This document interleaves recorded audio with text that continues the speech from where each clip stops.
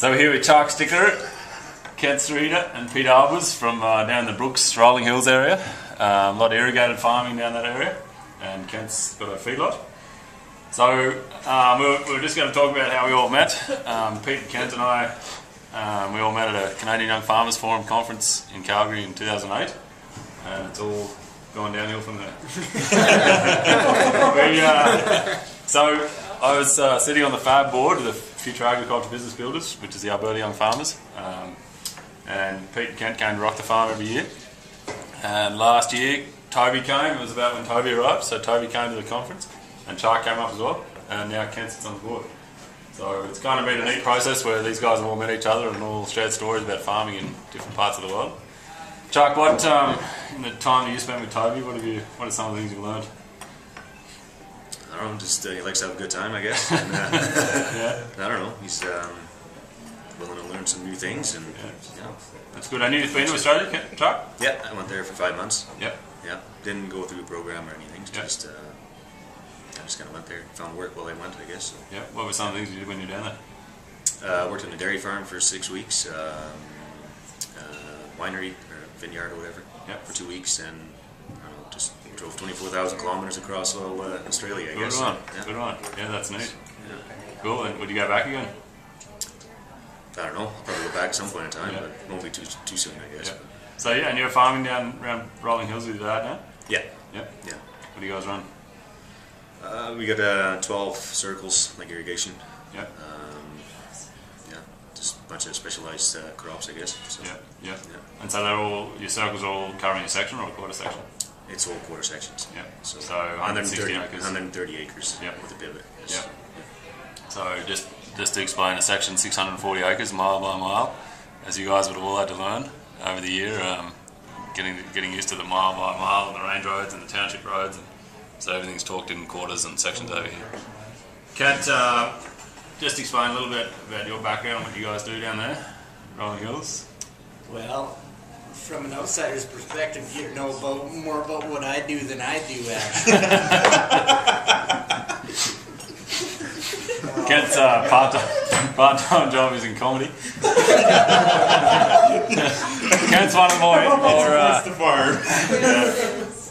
the more intellectually comedy gifted young farmers. Yeah. Kent, what? You're doing good. You get a shot of that. That's why people. Tell me a little more about. What you've experienced with having Aussies over here and sharing some stories and so forth. We. Just as the food's arriving, we... Do you want me to start? Yeah, I can start. Thank you. Thank you. Wow. Thank you very much. You're welcome. Great job, you guys.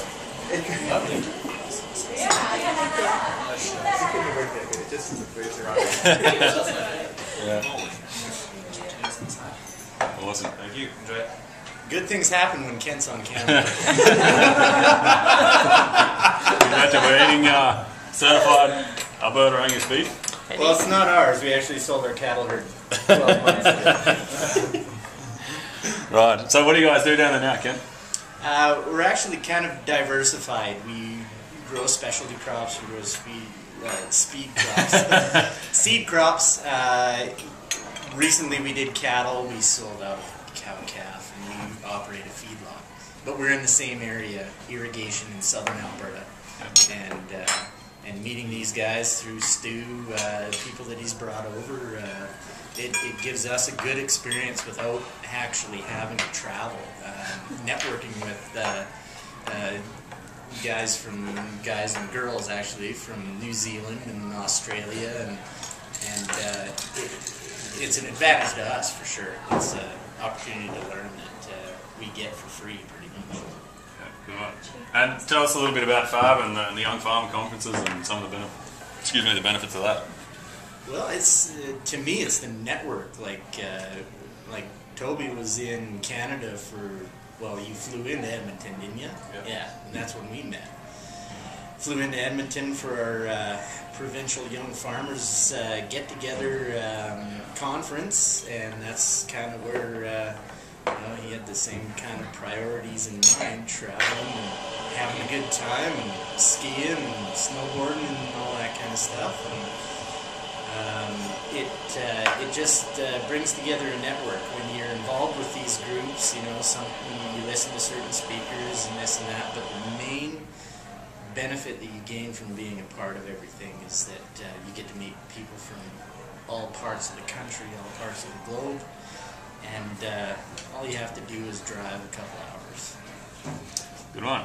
That's good. Camden, what's been one of the most memorable experiences you've had with Toby since he's been here?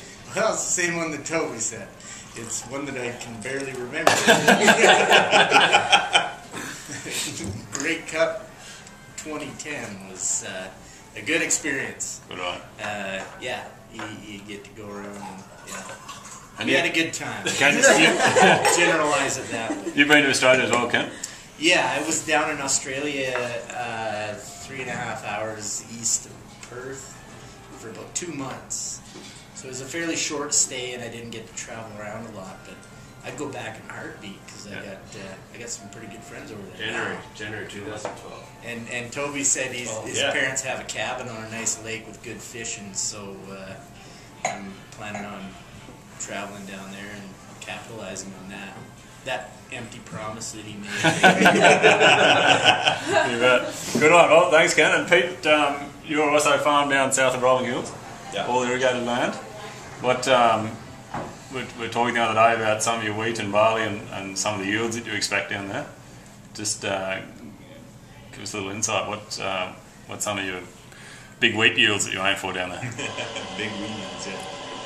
We'll try and convert it. Because of the irrigation that we do for him, we can push the water as much as we can, of course, along with fertilizers. So we go for as much as we can get, I guess. And I personally try to get everything above 100 bushels for sure on hard wheat, which is the biggest, the big yields you're talking about, I guess. Yeah. So we're talking all about bushels per acre over here. So 100 bushels is 36 bushels to the tonne. 93, 3 and a bit tonne. Yeah, 3 and a bit tonne to the acre. So we're talking about probably nearly 8 tonne to the hectare. 8 tonne to the hectare, yeah, which is pretty big wheat yields. And what are some of the other crops you grow down there? We do, we have some other crops, sugar beets, edible beans. We do some seed canola like Kent does, and do some wheat for the rotation. Yeah. And given your accent, we can tell you're originally from Holland, as is Tjark. I have one, do I? Yeah, and so your family is originally from Holland, and there's now a fairly large Dutch contingent down there, all very progressive, very switched on farmers.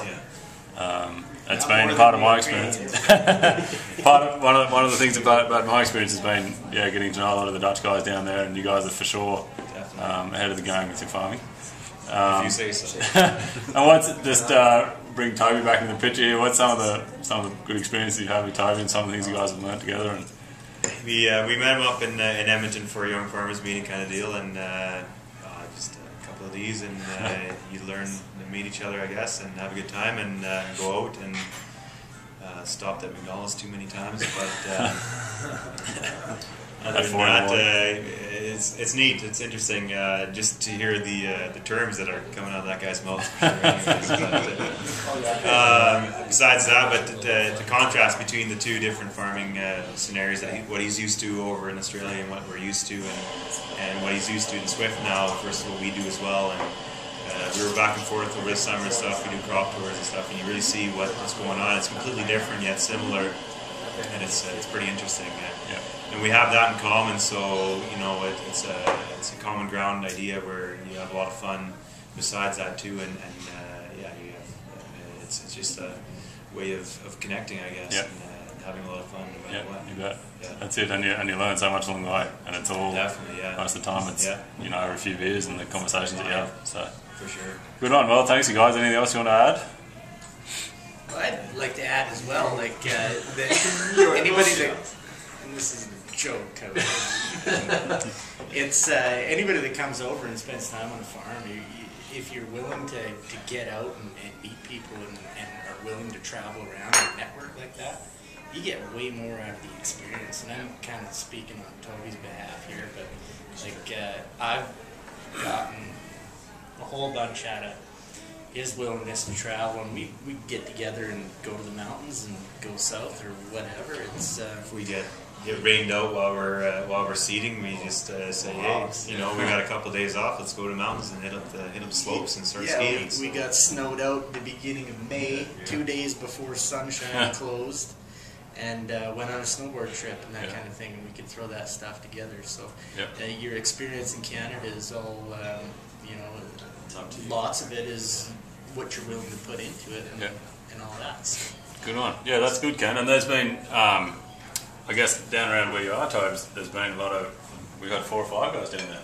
Yeah, Steve and... Yeah, there was a lot of us down there, and a lot of them have chickened out for the winter and went home, but there's a few of us that stuck Some of the other guys. Well, Cameron Searle, he was there for the full growing season.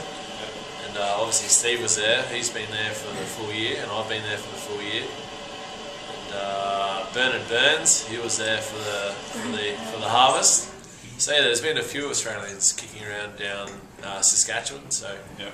And there's now another couple down there where Steve works. Yeah. Justin and Natasha. Yeah. And there's apparently there's a few more Aussies taking my place when I leave. So. Well, you've got big shoes to fill. Oh, exactly. 6'6" for the. Yeah, exactly right. That's right. But you guys did a trip down to Montana there. Yeah. There's 4 or 5 of you. How many went down there? 4 of you. It was me and Steve and Bernard and Cam.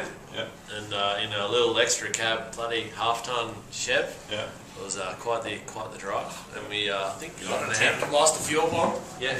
Well, shit, we lost the fuel pump on the way home, but yeah, no, it was a great way to experience not so much Canada, but the United States. It was really good. Yeah. And from our perspective, that was a really satisfying thing when I saw all those photos on Facebook, and these guys are all friends of me on Facebook, and to see that was really what we set the business up for, was for young guys to come over here and network and look around and learn new practices and see new things, and to see all 4 of you guys all sort of hook up and get together and head on a road trip, that was terrific. So the induction crew. The induction crew, good on you. Thanks, buddy. Steve's got big shoes to fill. Yeah, that's it. All right, well, that's good. Thanks, you guys. Thanks, everyone. Thanks, Thank you.